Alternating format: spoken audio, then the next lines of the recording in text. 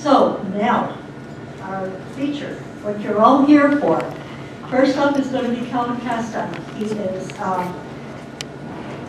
well, you'll see. He's county legislator, he's town of Champlain historian, he's hometown cable. If you want to go on, he has a hometown cable is on YouTube, and you can see he comes and he does a lot of filming of our programs. You can go on his YouTube channel and see what he's done for us. He does a lot of sports, and he's been capturing the history and the sports of Clinton County for how many years, Calvin? 42 and a half. 42 and a half. So thank you for what you do. So Calvin?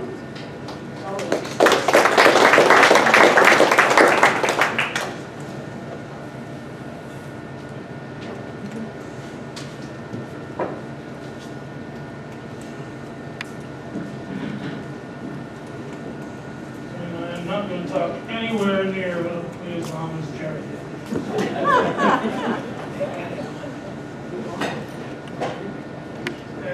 Thanks to Julie for this display of the markers. I want to start by saying I learned that you should always read the fine print when you're dealing with Jerry Favreau. A while back, she asked if we could attend tonight's get-together and record it for Hometown Cable. I checked my calendar and said okay.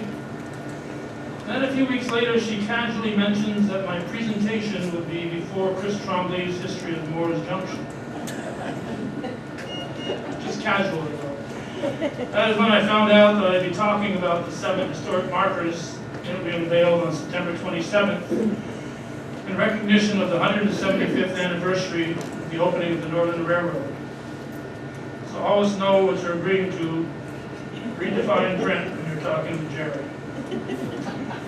I'm not going to take up a lot of your time, God now, this evening, because I know that I'm just the opening act and that we're all anxious to hear what Chris has to say.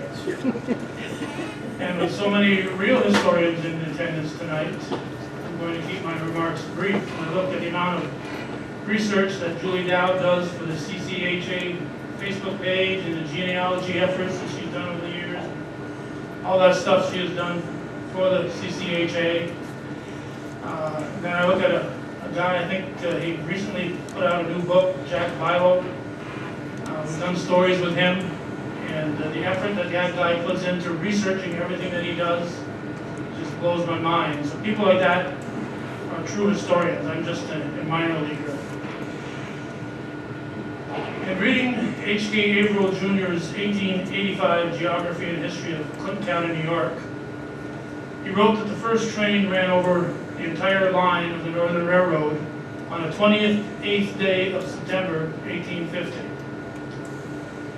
So I wanted to find a way to recognize this important 175th anniversary. And the markers you see here, as was mentioned a couple of times, were purchased by Woodman of the World, Chapter 462. Woodman of the World is now known as Woodman Life. So I get it mixed up once in a while because I went through most of my years calling it Woodman of the World.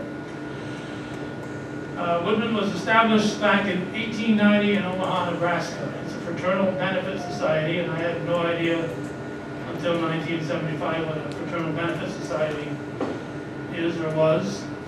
But it's open to the entire family. So unlike most fraternal benefit societies, and probably the best known in our area is the Knights of Columbus, membership is not based on gender, ethnicity, or religion.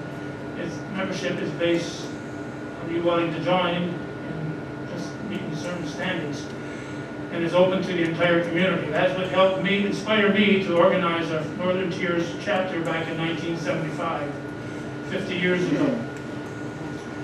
At the present time, our Woodman chapter is very interested in doing projects with lasting effects. So when I suggested that the Lodge could purchase 7 historic markers to tie in with the history of Clinton County's Northern Tier, the idea was greeted with great enthusiasm by all the Lodge officers. We then got a hold of the community leaders in Cherubusco, Altona, Ellenburg, Morris Forks, Moores, Champlain Village, and Rouse's Point, and they all jumped on board. We chose the date of September 27th to tie in with the September 28th anniversary. We decided to start at 9 a.m. in Cherubusco. And of course, anytime you schedule events, you're always worried about the weather. And up to about 3-4 days before that date, the forecast was rain, rain, rain. And then as we got closer, we realized we were going to have a perfect day. We had beautiful weather. Many people like Ellen, Jerry, and Julie joined us on the route. We started at 9 a.m. in Busco and headed east with subsequent ceremonies on the hour in each of the communities that ended at 3 p.m. in view of the railroad bridge remnants in Rouse's Point. In order to have a little something different to say at each stop, I started doing some more background research. In reading Dwayne Hamilton's Heard's publication published in 1881, entitled History of Clinton and Franklin Counties, referring to the Northern Railroad, he says it was opened to Centreville, that's what Morris Forks was called at the time, in the fall of 1848, in 1849 to Ellenburg, in June 1850 to Chateauguay, on October 1st to Malone, and during that same month, October, was completed. So I think what happened was they started at both ends, and as far as Clinton County goes, they started in Rouse's Point and Champlain and Morris Forks, Altona, through the Ellenbergs, and on to Busco. So that date, those dates do not agree with what Mr. Averill said.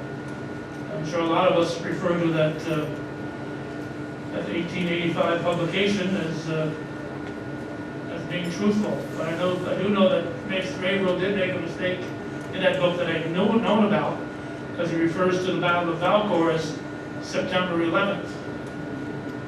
And of course, he must have got that confused with the Battle of Plattsburgh. But nobody double-checked it when he published it, so it's sitting there from 1885 with September 11th on the date instead of October. So maybe because he was talking about Clinton County, maybe that September 28th date was correct, if it's only involved Clinton County. Now, the Northern Railroad was later named the O&LC, Augsburg and Lake Champlain, and when it ceased operation in 1961, it was known as the more familiar name by the Rutland Railroad. So I went to a modern-day historian, Jim Shaughnessy's 1997 Rutland Railroad book, and he says the entire line was completed on September 30th, 1850. So I had three highly respected historians with three slightly different dates. But one thing was consistent: the line was completed and operable by the autumn of 1850. So I'd already ordered the markers. And on the bottom, it said September 28th, 1850. So this was mid-August when I decided to do this research, and I came up with this. So I called Catskill Castings, and they were 1 week away from casting these markers. So if I waited another week to do that research, they'd now say September 28th on there, which is, may or may not be accurate. So instead of the bottom line saying September 28th, it is changed on all 7 of them to read autumn of 1850. So all 3 sources are correct. Now, the purpose of the Northern Railroad was to connect the Great Lakes to Lake Champlain. It was the original rooftop highway. According to Shaughnessy, it was first openly suggested back in 1830. Now, the first railroad company to be incorporated in the state of New York was chartered on April 17, 1826, under the name of Mohawk and Hudson Railroad Company, and was constructed 16 to 17 miles, I've seen it written 16, I've seen it written 17, from Albany to Schenectady back in 1831. Now, we all know that Clinton County was established on March 7, 1788. The War of 1812 ended in 1814. So this railroad was constructed just 36 years later. Our communities were growing after that war of 1812, and mainly along bodies of water, because waterways provided our fastest and sometimes most reliable means of transportation. But lakes freeze over in the winter months, and rivers do not provide a guaranteed path, as we all found out this summer. On our 50th anniversary, my wife Judy and I spent our day. She likes to take pictures and I like to take video. So we went around and did a drought video in northern Clinton County. And the river in Chazy, the little Chazy River, was literally this wide. Normally it's a full river bank, and it's like that today. Other places, we took pictures, there was more rocks and you had water, and it looked like the water wasn't even moving. So anybody trying to maneuver down a river this year would have been in big trouble. So waterways aren't reliable as a source of transportation either.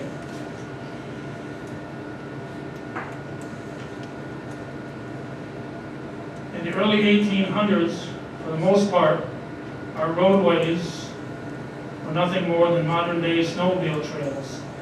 I do suspect, however, that stagecoach routes, and there were some of them, one of them going by Dewey Tavern in Champlain, were a slightly higher quality.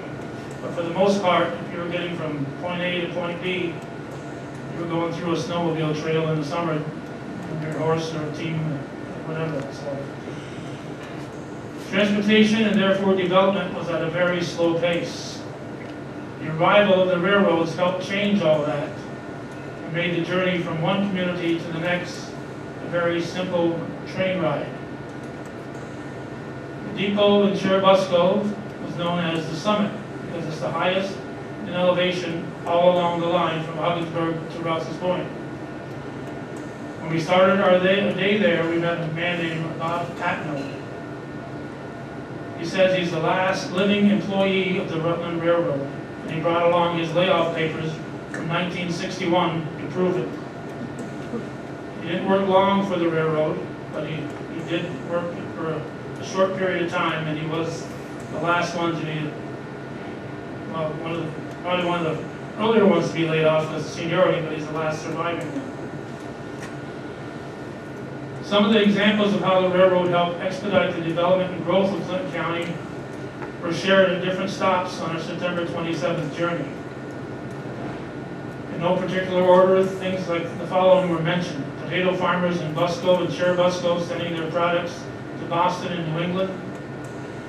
In Ellenburg Depot, the Sheffield milk plant in the early 1900s had 53 dairy farms. I'm sure there's not 53 dairy farms in all of Clinton County right now. But they had 53 dairy farms providing milk and butter to be shipped out. Dairy farms grew and prospered all along the northern tier, in large part because of the Northern Railroad. Altona blueberries were able to find a market in New England. We all know that the Flat Rock area is famous for their blueberries. We can only imagine the amount of lumber and potash that was transported to the big cities. Our local factories and mills were able to grow and prosper. Later on, feed and fertilizer and coal were imported to our area. In the 20th century, automobiles were delivered by rail to our North Country dealerships. In my community of Champlain, raw materials were shipped in to Sheridan Iron Works, and bookbinding machines were shipped out. In the months prior to the closure of the Rutland Railroad in 1961, the largest imported shipments were products used in the construction of the missile base site in Champlain. The Northern Railroad, the Ogdensburg and Lake Champlain, the Rutland Railroad was truly a 111-year rooftop highway. And as the growth of the trucking industry grew, I should say, I think grew's a word, is it? As the Northern the railroad and LLC and the Rutland grew, it was true rooftop highway. I learned many things in researching the Northern Railroad, including that in 1837, a Boston group proposed that the entire construction from Ogdensburg to Boston would be completely covered railroad. This was what they seriously considered. Needless to say, however, the idea didn't last long. It could have led to, just on our side of the water, a 118-mile-long fire, if such a thing is desired. You just imagine those steam engines blowing up the 118 miles of railroad. I also learned that New York City investors thought that the Northern Railroad would end up in Plattsburgh and not in Rouse's Point. They didn't find out until after the official route had been decided that they had been misled, that the Boston and New England investors had pulled a fast one on them. I'm a lifetime Yankee fan, so I'm not happy when Boston and New England gets the lead, but in this case I was happy because it meant more for Moore's, Champlain, and Rouse's Point. And if you, I don't know if you can possibly see, I'll get away from the mic here for a while. This is where it was in Altona, and they thought it would come down here. But they were very surprised when it suddenly went north and went along there. They thought it was a sure thing that it was be going to Plattsburgh and then on into down south into New York City.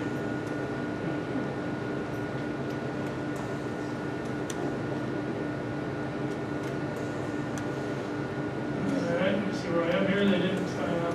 Okay, because of the roughly mile-long distance in Rouse's Point to Alberg, across the river, to across the lake, and we're kind of at a point there where not quite sure where the Richelieu River starts or where the northern part of Lake Champlain ends, so it kind of narrows there. So it's only about a mile distance. So that made the most sense as far as building a bridge across.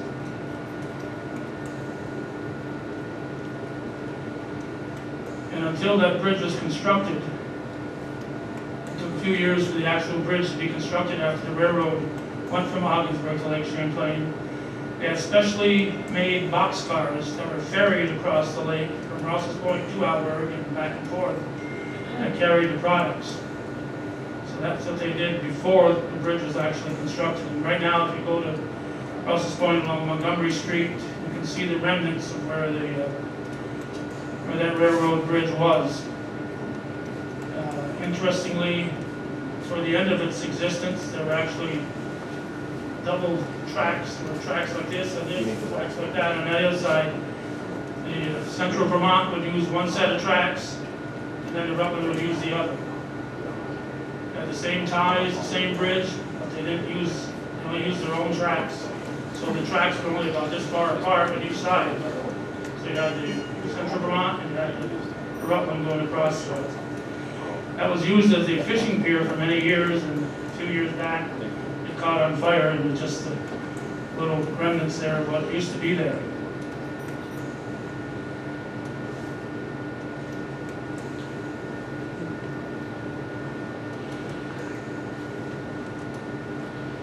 Now, as many of you also know, that railroad tied in with the canal boats.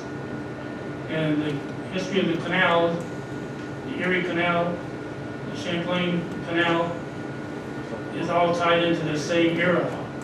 And as the popularity of the railroad grew, so went down the popularity of the Erie Canal and eventually the Champlain Canal too. In fact, I think 3 weeks from tomorrow there will be a presentation at CCHA on the history of the Champlain Canal.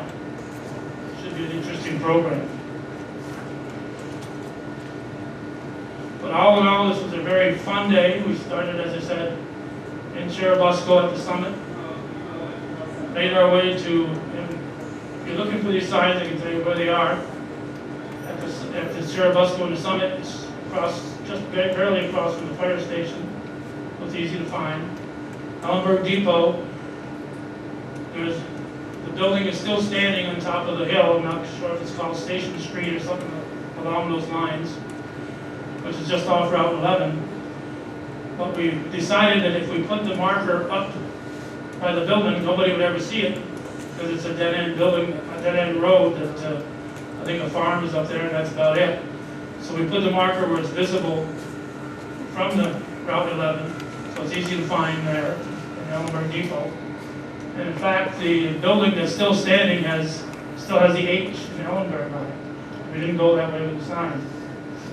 In Altona, it's near where the station was. In Altona, we met some more interesting people that had been involved personally with the railroad. And all these videos, as I think Jerry mentioned, are available online. So you can look at each site, and each site is probably 10 to 15 minutes long, so you're not going to be spending a lot of time if you just want to check, excuse me, check out one location.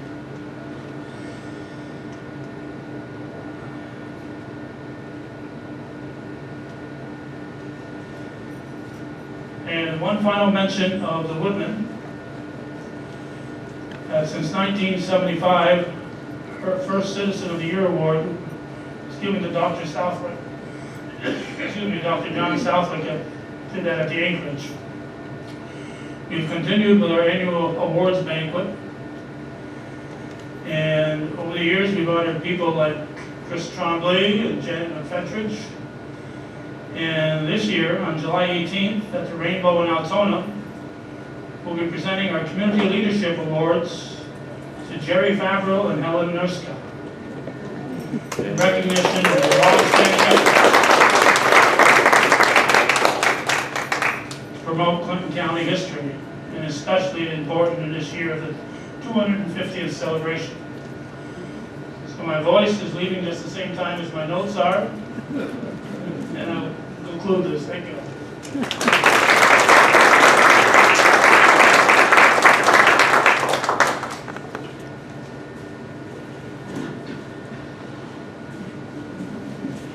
First of all, happy 50th anniversary, Calvin and Judy. God bless you, Judy.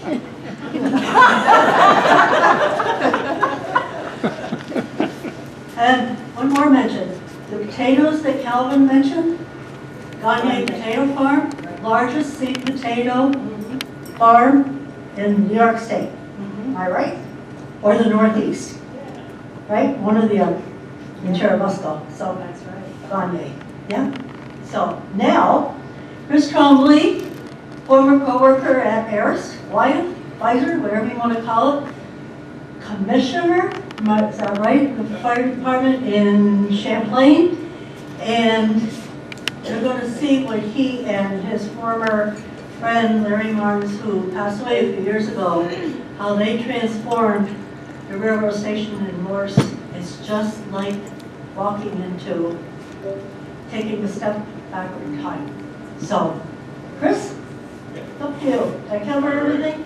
He's also going to talk about the Champlain Fire Department. Have just had some really special acquisitions or gifts or donations, and he will cover them. While they're doing that, don't forget, we got lottery board tickets we need to sell, and we need to sell tickets on our little raffle basket. So don't leave this room after without supporting our little fundraisers. So, Mr. Tremblay, here you are. Jerry. All right, I'm going to try to keep you guys awake. You guys want to do fire stuff first or train stuff?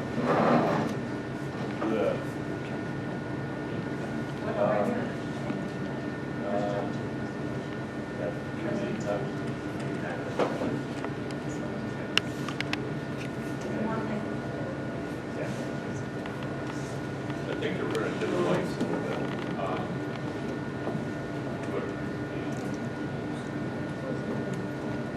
So we'll talk about, thanks for having me, by the way, Jerry, we appreciate it, Mary and I both appreciate it. I'm going to try to keep you guys up with no more topics, so we're going to end of the night, last speaker, save the best for last.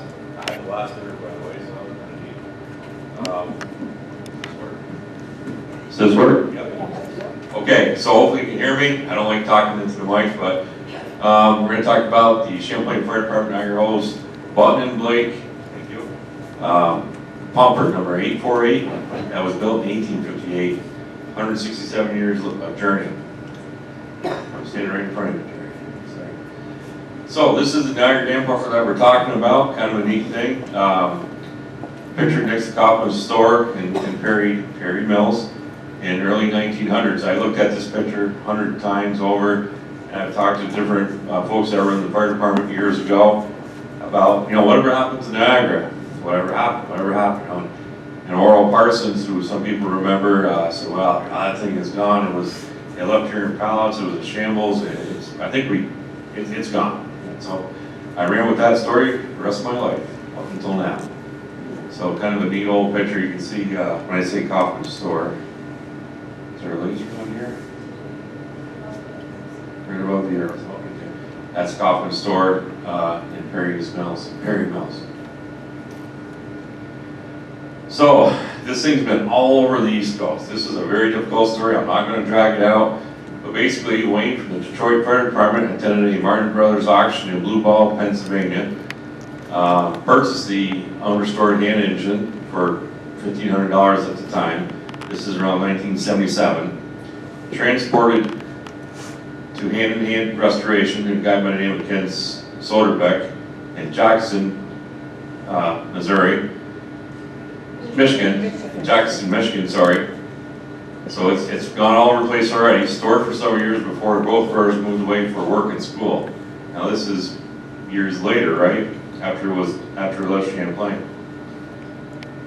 Early chain of ownership. So in 1982, fast forward a little bit, sold to Hal Fillinger, later resold to Bill Taylor from Big Red Fire Museum in Louisville, sent to a restorer in Massachusetts. And I had to really break this down, and somebody tells you how this all went down, but to break it down, right? Thanks guys for lowering the lights.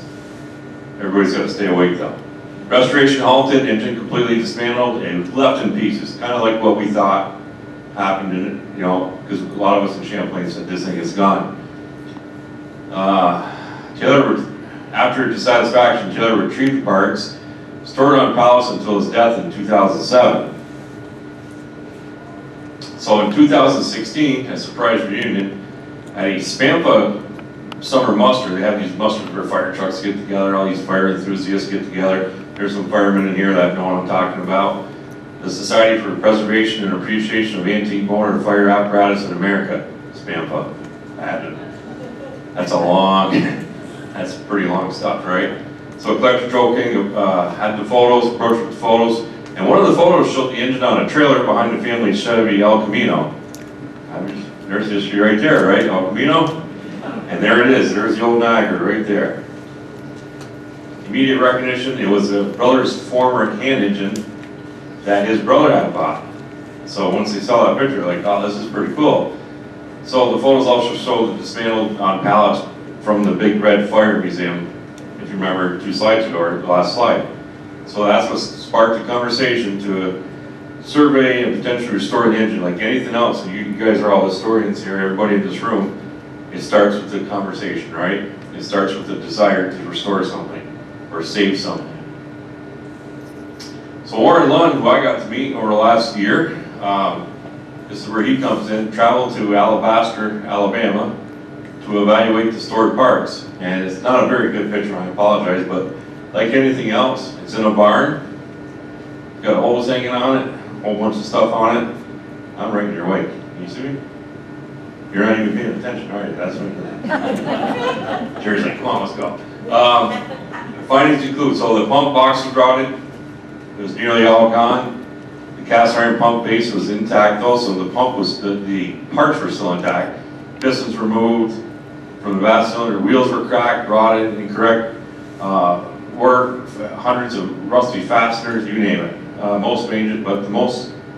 Despite the condition, most major components were present. So that's good. There's the guts, the bones, or whatever you want to say, are still there. So, Joe King planned to donate the engine to a museum, but changed his plans. So Warren Lund, who I just met for the first time in person this past weekend, we just opened up a fire station in Champlain, and very happy about that. Actually, Jerry asked me to speak this week, or today, And I'm like, Jerry, this is gonna be tough. Opening a fire station is not an easy task, and I'll never do it again. But Warren and Lund asked permission to purchase the agreement, and an agreement was reached basically. Included sale were several hundred board feet of mahogany. So in summer 2018, the end parts were delivered back to Michigan, where it kind of started in the first place. So it's made its way all the way down the East Coast and back. Actually more than that, because it started in Champlain. So, the pump box, initially considered a DIY rebuild. Andy Swift, who's from Firefly Restorations, was assigned to Rob Saucier, master carpenter of hand-drawn fire engines. And there's actually people, as you can tell, that work on these things. The pump box was fully rebuilt, pump components refurbished, put it all back together. Basically a structurally sound, historical, accurate reproduction. So the pump box is all rebuilt. And you'll see that in just a minute. That's kind of what it looked like. It's all falling apart. You can see where it's at Niagara on the side and all that kind of good stuff. But you know what? And there's some good woodwork. If you're a woodworker, there's some good stuff in here to really look at. There's the pump, there's the components. And a lot of people would probably give up on this, right? But all the parts are there. So the person I mentioned before, this is some of his work, and it took a few years to get it this far. A lot of work right there, a lot of detail, a lot of, now I forget the kind of joints they are, but just a ton of, somebody just said it, who said it? Dovetail joints. Thank you. Jen's a woodworker, she knows. Dovetail joints. I could not think of that word. So, some beautiful woodworking going on here. Another picture of some of the work he did. A little bit blurry, so you didn't have too much wine or beer or anything like that. It is blurry, so that's not an eye test, but it's the best picture I could get. So, all these diamonds that you see are inlaid into the wood. They're all hand carved. Everything's into the wood. Super, super amount of detail. Now remember those diamonds. I'm going to tell you a story in just a minute about those diamonds. And the stars. This is exactly the way this engine was. Could be because they had the old box to work from, the old pump box to work from, or the old body. Remember those stars. A little bit more. Now they're putting a little bit. That's always a fun thing when you've done a lot of woodwork, right, Janet? And you get to put the stain on. You can either make you or break you though at that point, but just beautiful work right there. You see how it makes those stars pop out? Some more work there, some fancy woodwork and a lot of bending, a lot of just a massive amount of work. Now it's all coming together. Starting to put some of the hardware back on, some of the original hardware. Look right here. And here. And here. So now it's all stained, coming together, starting to put some varnish on it, starting to put some more hardware on it. You can see the stars, the diamonds, and all that kind of good stuff. What wood is that? Mahogany. No, the stars and diamonds. That's it's actually brass. Yeah, brass. I'm sorry. That's good. Good question. So it's all coming together. Sorry for so many slides. Calvin, I got like 56 more slides than you do on this one presentation. You had one slide. You're smart. So it's all coming together, looking good. Again, sorry for all the pictures, but I figured you folks would appreciate that. This is where I would probably get up right here with all the pump parts and components, but if you're into this and you'd like anything else, if you have a special, you know what you're looking at. That's the suction hoses that actually go on the top and around some of the firemen know what I'm talking about. Some of the discharge hoses, 2.5 or 3 inch, I think those are 2.5. So, running gear, painted down, getting a lot of this information. I wasn't here for it. It was done by Warren Lund, who was the chief restorer, chief man in charge of restoring this thing. Running gear painted one shot blue. Wheel paint, and this is all historically correct. It's all been researched. Wheel paint, color match, automotive finish, gold leaf decoration, a lot of gold leaf on it. Created hand-in-hand restorations, which is Ken Soderbeck. He created this modeled on Button and Blake styling from steam fire engines. So that's kind of neat. I mean, they went back to Button and Blake evidently is a very big manufacturer in the hand engine, fire engine world. Gold leaf transfers applied and clear coated by the author, which in this case is Warren Lund. And missing brass deck fittings reproduced by Firefly Restorations in Warren. So it did miss some, it was missing just some brass deck fittings, but they brought it back to life. So, fast forward to this past couple of years, Warren, it really bothered Warren because Niagara Company, where did it come from? So everybody, he was told, like anything else, we start going down a road based on what we're told. It's like I was told that this thing is gone. It doesn't exist, it's gone. So he started doing some research. So Button and Blake, when we went back to the records, they suggested either Kalamazoo, Michigan or Champlain, New York. So Kalamazoo was ruled out by Warren because he was actually from there. He went to college there. And he's like, this isn't adding up. The years aren't adding up. Nothing's adding up. So he contacted, I think Jerry mentioned Facebook, the power of Facebook, right? It's like a gun. It's either good or bad. It depends how you use it, right? So, power of social media. So he contacted me, and I was busy. I was at work, and I didn't believe him, so I blew him off. Big mistake. So, not that I blew him off, I didn't get back to him right off. I said, well, I'm still going on that story that Mr. Parsons told me that this thing is gone. He called me again. Yes, okay, I'll get to it. So one day I keep a lot of fire department stuff in my files and stuff like that. So I'm like, oh, I gotta get back to this guy. So I went down to the basement, got my old faithful picture that you saw of the bumper, and started looking at it. I sent it to him. He sent me back pictures, and you guys know how this goes. All of a sudden there's a spark. I'm looking at those diamonds, and I'm looking at the stars. I'm like, oh, wait a minute. Now this guy was blowing off. He just became the most important person next to Mary in my life. And I'm like, oh, I gotta talk to this guy. Then I couldn't get enough to talk to him, right? Like, is this really happening? Is this really possible? And it was. Looking at that one old picture that I showed you when I started, it was amazing. The wheels are lining up with the Niagara on the side. You guys are all historians here. The detail, right? The details in the picture. And this is what happened. Took that old picture. Boom. Suction hose. This is a photo from just a couple days ago.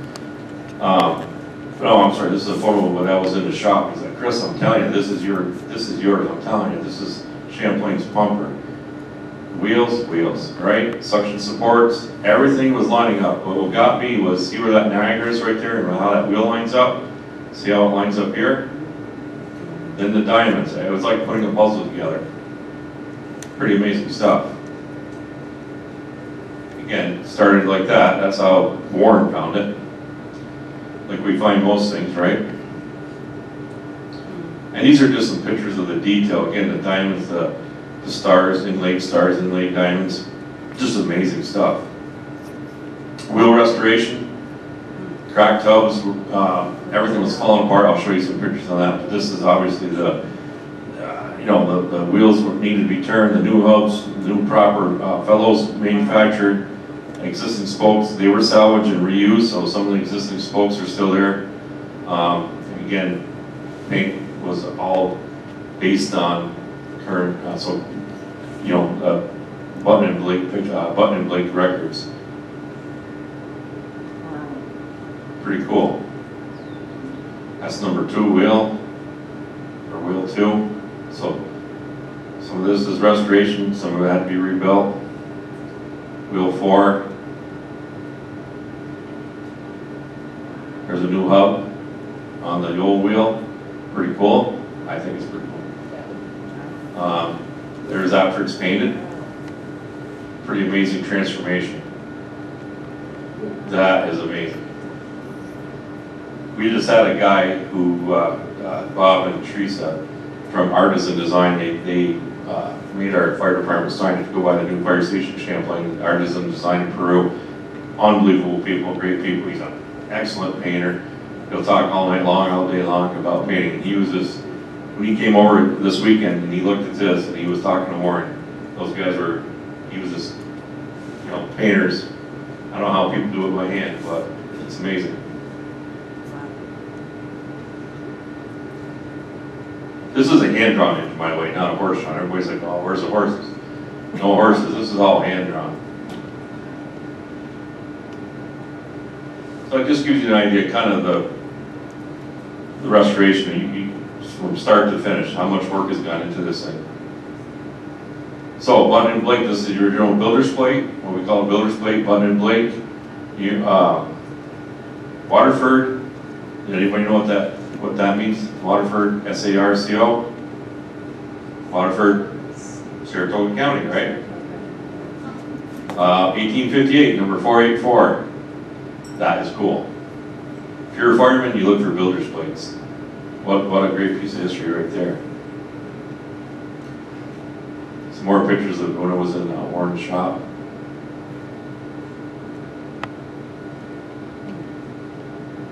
What this mechanism is, real quick, is this is basically, you have a whole length of rope right from here to that Calvin away of people that have to draw the fire engine to get it there.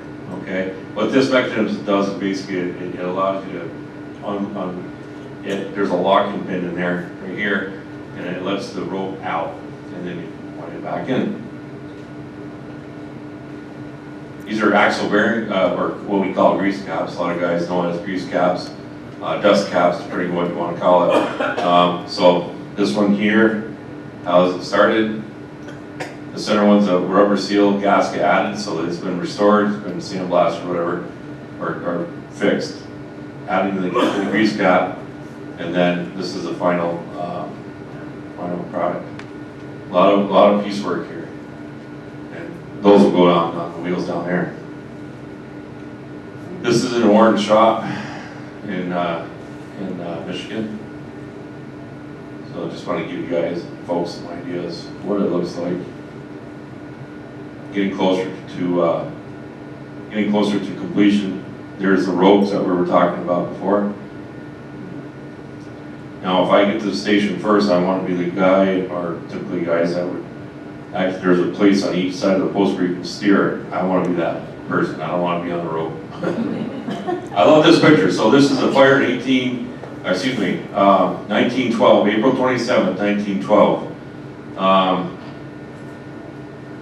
Basically, they're pumping at the Great Chazy River. And I know what fire this is at, I know it, but I love this picture. This is the Niagara pumping back then. Just a massive amount of people. There's Calvin in his baseball uniform, I think, can't prove it.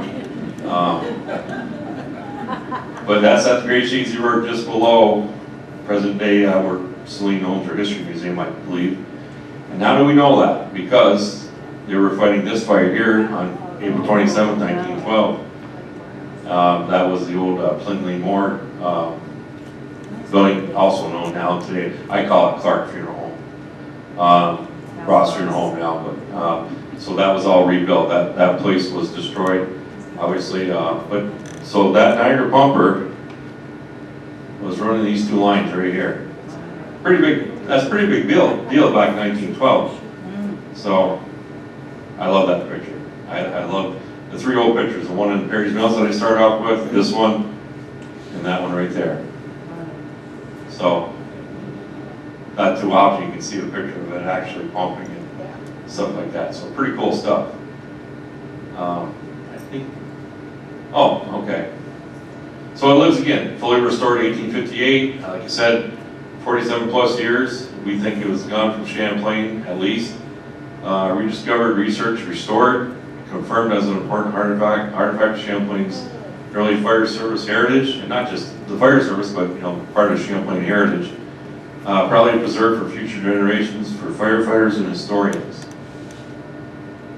So much of acknowledgments here.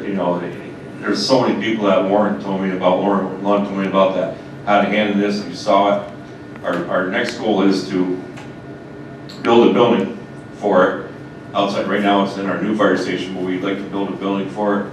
Glass on top, front, sides with a glass door. We've been so focused on building the building, we haven't had time to really think about it, but we'd like to design something, start a fundraiser this year, and actually display it with some lights on at night. And, because it's worth right now, the value on that thing is we have it insured for $70,000. So, pretty cool stuff. Any questions on the button and Blake?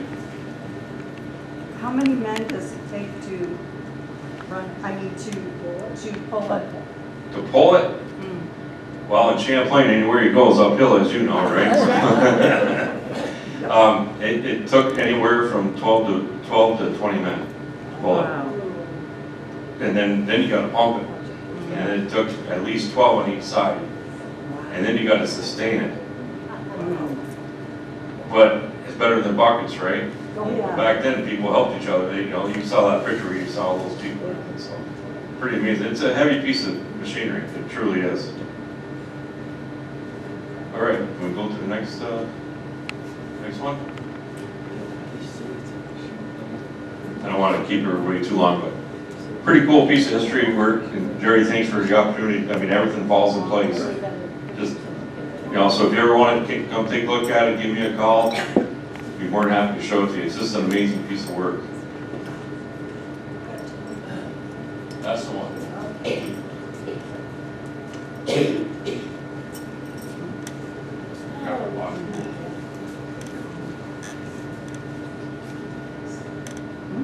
Calvin did a really good job with the historical markers, and we're lucky to have them in our town. We're lucky in my town, we have a lot of good historians, Janet, a whole bunch of people that, maybe they don't have the title, but they're truly historians. So a lot of people I know, and Dick's going to correct me if I'm wrong here, but he's done some great presentations on the restoration of Moore's Station. The funny part, when I was putting this together, I don't have a lot of pictures of when Larry and I restored this building, because we're in that great time of cameras. We didn't have cell phones when we were doing this. This is, in 90s, 2000s and everything. So we don't live by our cell phones. Like, we all take tons of pictures now. We probably will never print them, but we take them. So I don't have a lot of pictures of the restoration, but we'll go through this thing. And I kind of added onto here, and I won't be very long, the restoration of Naperville Junction, caboose number 36, which is on site, because that's the most recent thing that we did, and we're here to talk about it. So that's in the early 1900s, Moore's Junction. This is a section gang outside of Moore's Junction right here. Kind of a neat photo, because that place looks exactly like it does today. Right, Ricky? Ricky's our right-hand historian person up in Moore's. There's Calvin's dog. I'm going to pick on him because he picks on me a lot, but we love each other.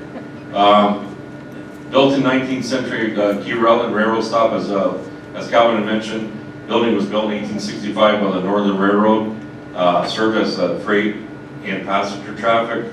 Closed in the 60s. 63 it was actually 62. Then it went on to a lot of other different uses: sawmill, short time storage, automobile storage, and all kinds of, like any old building, it was repurposed. So what a lot of people don't realize is that in Moore's Junction, why is it Junction? Because two railroads cross. In this case, the Delaware and Hudson. Before that was Plattsburgh, Montreal. I'll go into that. This is a D&H 99. It's one of the Camelback engines. I love this picture because it's crossing. It's heading north towards Hemingford. All trains between Plattsburgh and Moore's Junction. The usual consist was about 25 freight cars and 2 passenger coaches. The engines, they burn hard coal. They only produce a minimum amount of smoke. These are called Camelbacks. And they call them that because, and I don't want to get too technical, but the water jacket is over like a camel. They're short wheelbase and they can pull.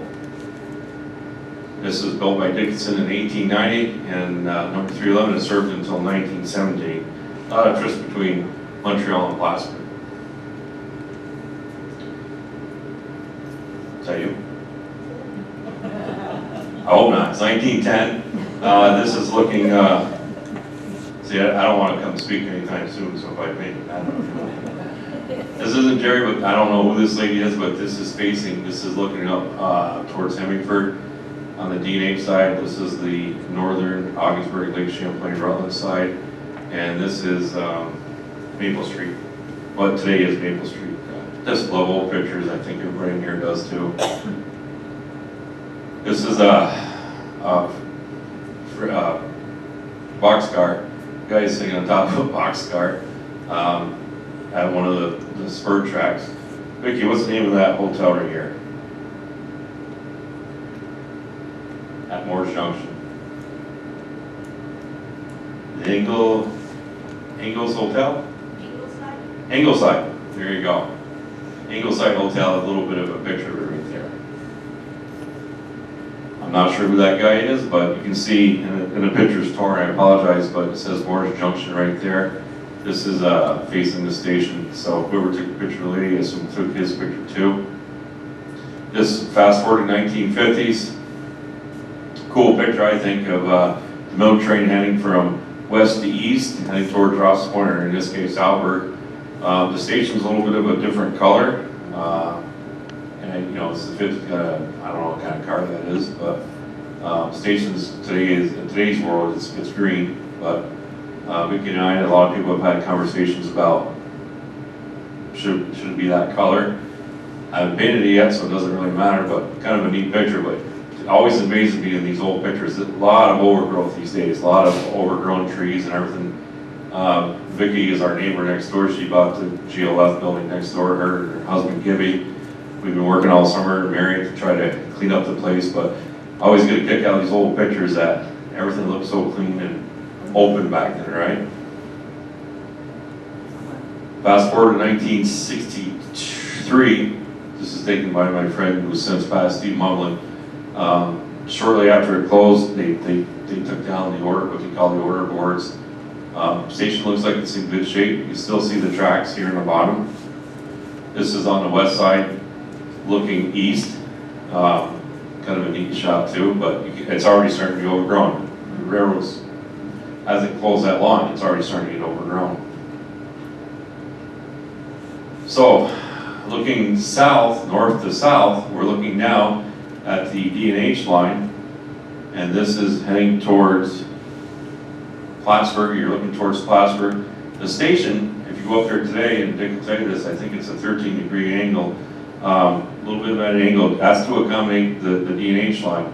This is the Augsburg, Lake Champlain. Albany is, help me out, Dick, 188 miles away. Who would have thought, right? It's like the Northway, it's a milepost marker. I wish I could find it. I don't know where it is. This is a ball, what they call a ball signal, fairly high, and that was your diamond signal. This is guys waiting for another train heading west. They're staged here. They're at the order board. You can see the order boards are out. I forgot the year. This is in 55 or 56. I can't remember. Order boards are out. They have to stop.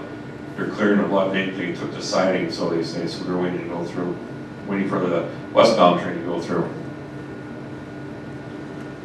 Maybe that fence is right there, by the way. You see that fence?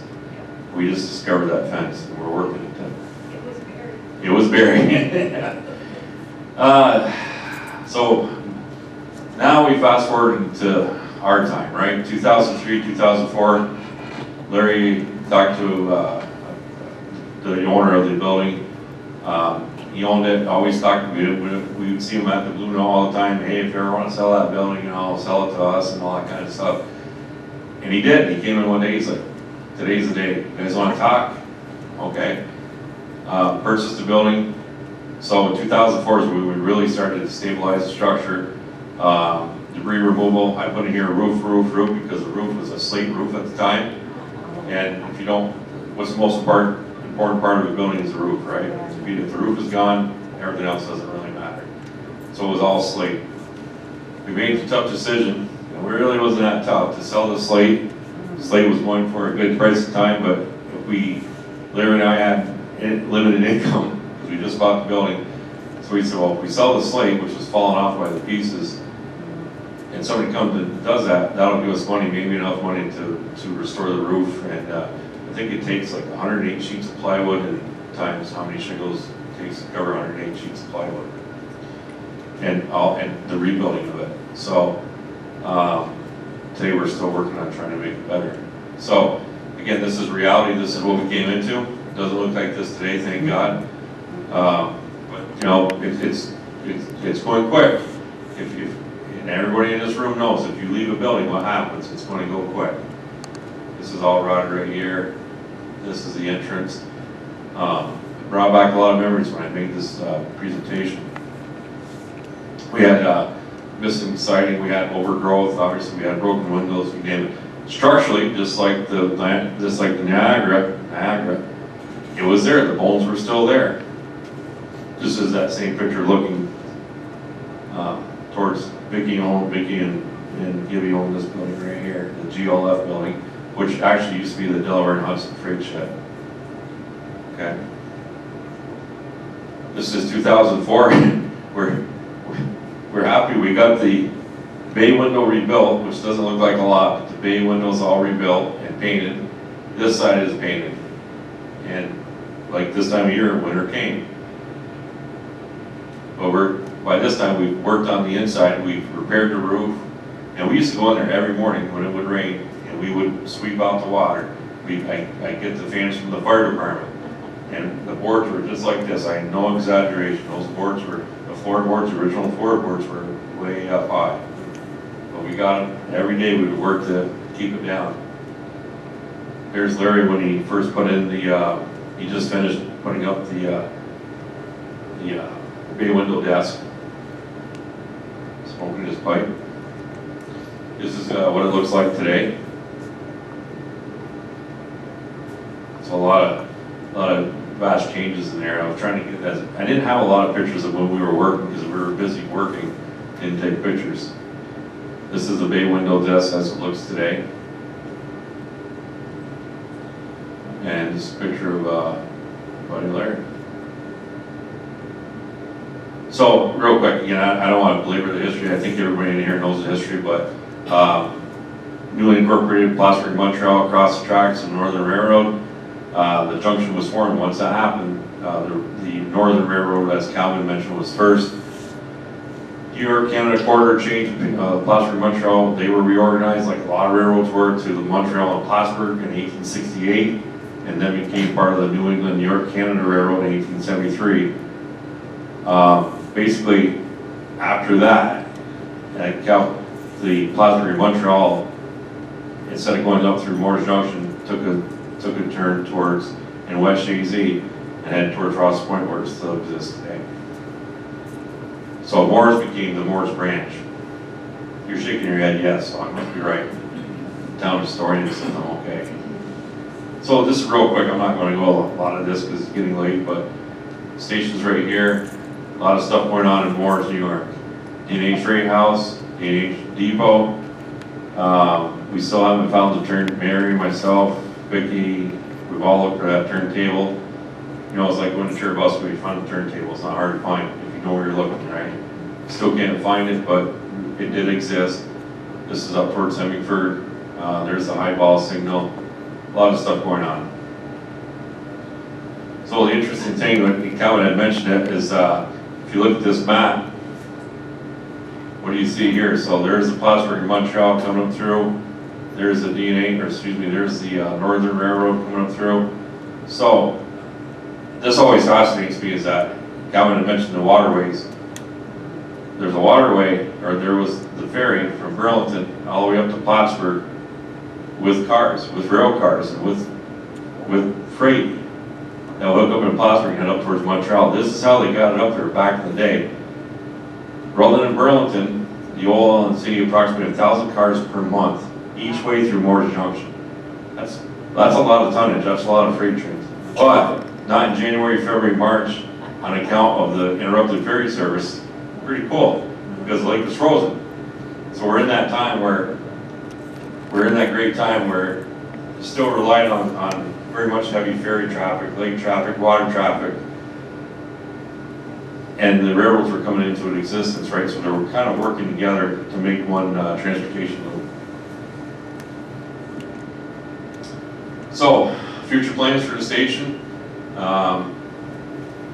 We want to create a 501c status at some point, because someday I'm not going to be around. But one thing that happened with Larry's passing is it made me realize that, you know, what's it going to be like for future generations. So over the winter, we'd like to create a 501c. I keep saying it, we haven't done it yet because it takes work. Marissa knows that because I've talked to her wherever she is. Yeah, you know that. So she's giving me some advice. It takes work. We need to get that done. Try to create some type of group, organization, if you will, that'll take it on for years past when I'm gone. You know, keep working on the exterior. We're going to talk about that in a minute, but and do some interpretive signage, maybe some displays. I can talk to my friend David Patrick back there, and maybe he's going to help me make an interpretive sign. Community events, we do that now. Educational use, we have a lot of kids that go through there, and just keep on maintaining it. Here's one. So, history of the Naperville Junction Railway caboose, which is also there at the station. It has a storied heritage spanning more than a century of service and preservation. The caboose was originally constructed in 1916 at the Delaware and Hudson shops in Oneonta. At the time, it was a D&H caboose number 3584. So following number of service on the Delaware and Hudson system, that was eventually sold to the Naperville Junction Railway, which carried the freight from Ross's Point to Delson, Quebec, Naperville Junction Railway. From that point, operated under Naperville Junction banner and remained in service until 1972. We had two choices this year. I told Mary, I said, we're either going to paint the station or we're going to paint the caboose. Should have painted the station. I'll tell you that right now. So this is a neat photo that I just recently came across. This is in Ross's Point. I think in the 50s. It shows actually Delaware and Hudson engine. I think it's a D&H engine pulling in the Ross Point yard.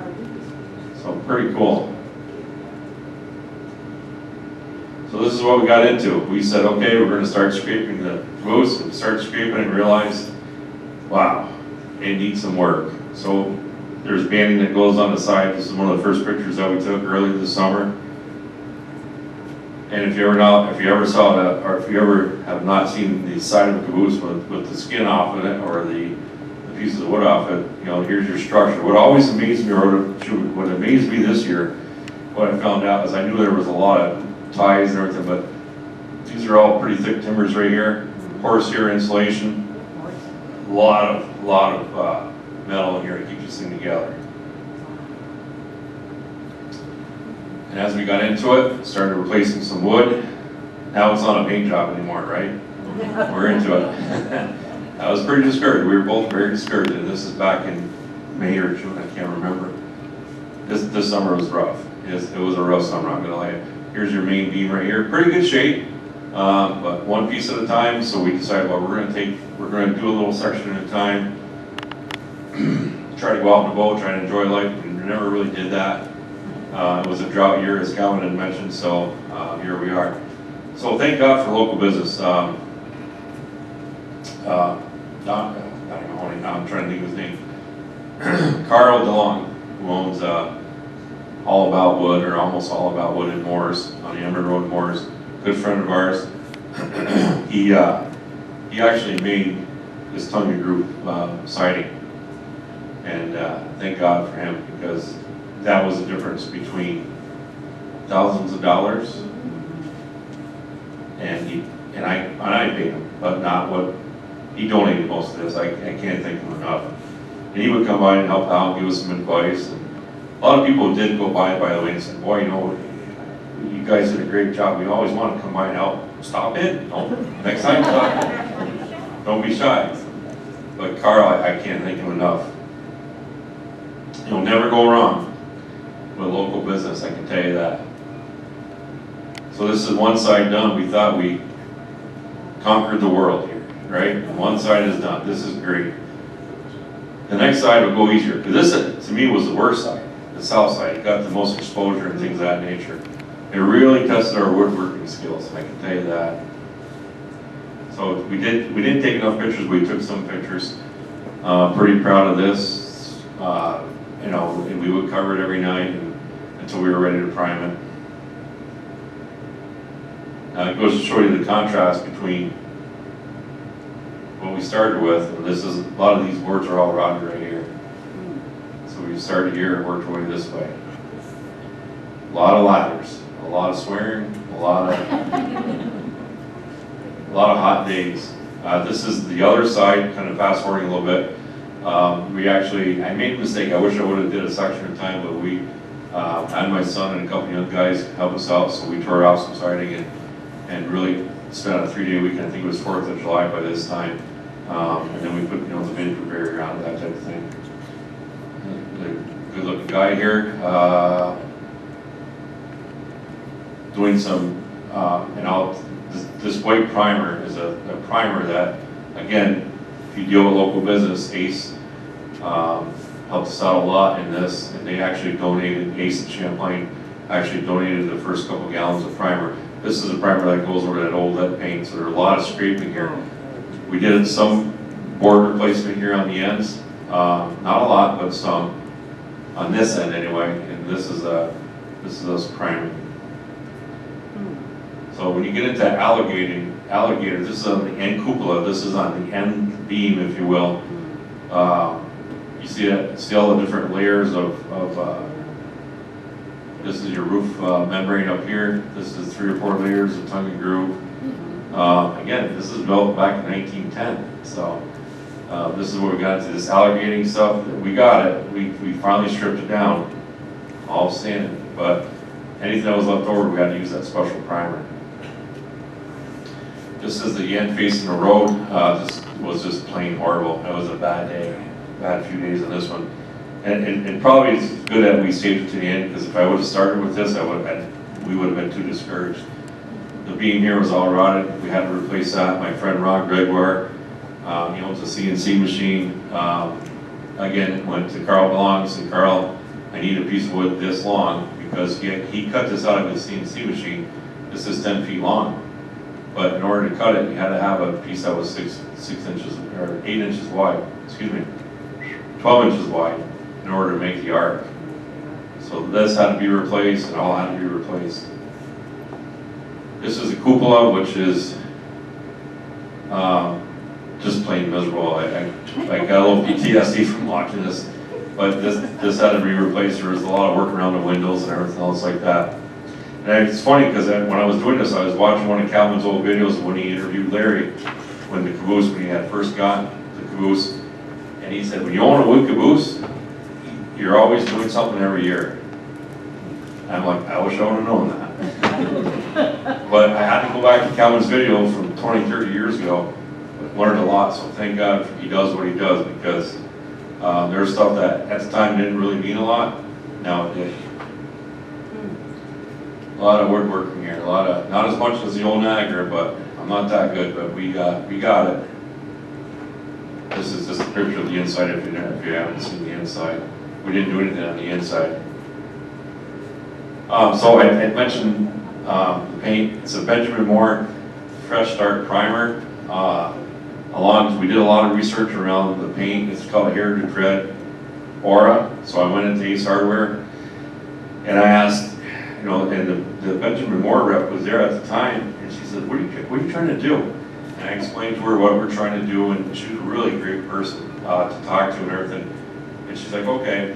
She said, you need to use this kind of primer, you need to use this, but for your Heritage Red, she says, you need to use the Aurora Historical Paint HC-1. I'm like, okay, $120 a gallon. I'm like, oh, jeez. So she said, well, later on, a few days later, I got an email. She said, Benjamin Moore is going to donate 3 gallons of paint for your project. Wow. So that was pretty cool. I used just 3 gallons of paint. I think there was one. I made it last. Because I wasn't going to buy another. I mean, I could have, but. So they probably saved us, and Ace Hardware donated a lot too. So I just in the right place at the right time. So can't say enough about Benjamin Moore paint. So there's one side when we started painting, that was a really good day.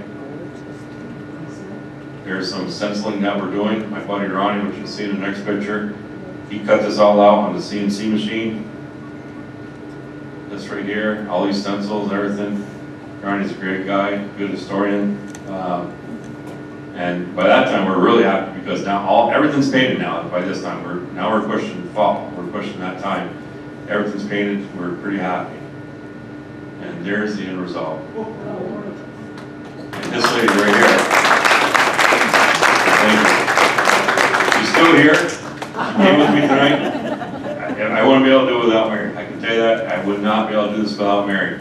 We do have a little piece to do, or the end sill right here we got to do, but we're done. We're done. The first rain came after many years of drought, many weeks of drought. We'll get it next year. But we wish we would have painted the station, but it's done. And and of course I loved how we did all the yellow, sandblasted all the hardware. You see a lot of yellow. This thing's got a ton of hardware on it, so. That's what it looks like, so thanks for having us.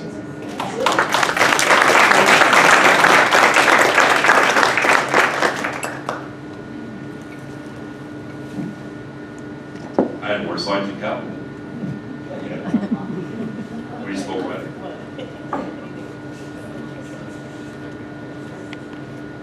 So this was just wonderful, and I was telling Chris that when Larry Martins was alive and we were renovating the train station in Rouse's Point, there's a huge difference between renovating and restoring. That's a restoration job. Rouse's Point's a renovating job. Larry Martins offered us that caboose. Thank God.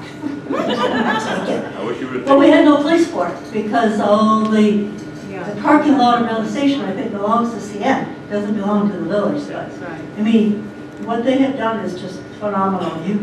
Sometime, if you haven't visited the station, we need to make a field trip sometime, right? Chris, we'll do that. Call Nick Soper. Right. 518. Yes. So thank you, everybody, for coming. Thank you for Brandon Epps and his crew, and Calvin and Julie and everybody. Don't forget, a very, very nice raffle basket here. It's a fundraiser for CCHA. And the lottery board, I can't remember what it's worth, but there's a $20 bill, there's a gift certificate for making M8 in Dannemora, and a pass for Santa's Village, and I'm sure there's $1 million winner on that board. So thank you, everybody. Appreciate it.